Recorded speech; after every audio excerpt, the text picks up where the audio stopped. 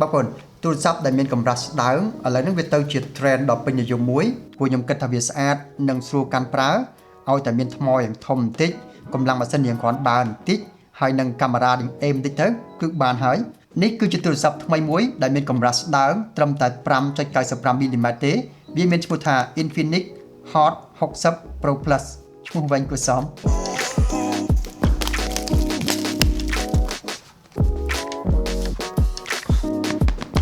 អូខេយើងបើកប្រអប់ដាក់វាម្លែកនៅខាងលើគេមានកញ្ចក់ការពាររឹងមួយតមកទៀតជាទូរស័ព្ទអូខេខ្ញុំដាក់វាម្ដុំសិន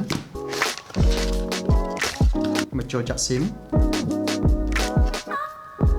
license ពី Qualcomm អូនេះប្រហែលជាកណាត់សម្រាប់ជូតសម្អាតអេក្រង់អូខេបានខេសរឹងមួយបានខ្សែសាកនិងដុំសាកល្បឿន45វ៉ាត់គេយើងបើមើលទូរស័ព្ទ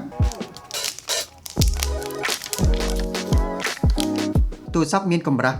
5.95 មីលីម៉ែត្រដែលហៅថាស្ដើងហើយខ្នងខាងក្រោយគេធ្វើឲ្យកោងកន្លែងនេះបន្តិចហើយអេក្រង់ក៏កោងដែរអញ្ចឹងសុំកន្លែងនេះក៏កាន់តែតូចដែលមើលទៅពិតជាស្ដើងមែនទែនកម្រាស់ទូរស័ព្ទប្រហែលជាស្មើនឹងកម្រាស់សោ2ដាក់អន្ទឹមគ្នា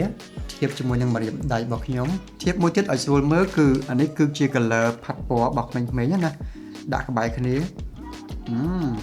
វាស្ដើងជាង color ផាត់ពណ៌ហ្នឹងទៀតនេះគឺជាកម្រាស់ទូរស័ព្ទដែលខ្ញុំប្រើហើយនេះគឺជា Infinix Hot 60 Pro Plus ដាក់ក្បែរគ្នាអេយ៉ាខុសគ្នាច្រើនគួរសមដែរណាខ្ញុំនឹងលម្អិតពីលក្ខណៈសម្បត្តិពេញលេញរបស់ទូរស័ព្ទនេះនៅក្នុងវីដេអូពេញរបស់ខ្ញុំ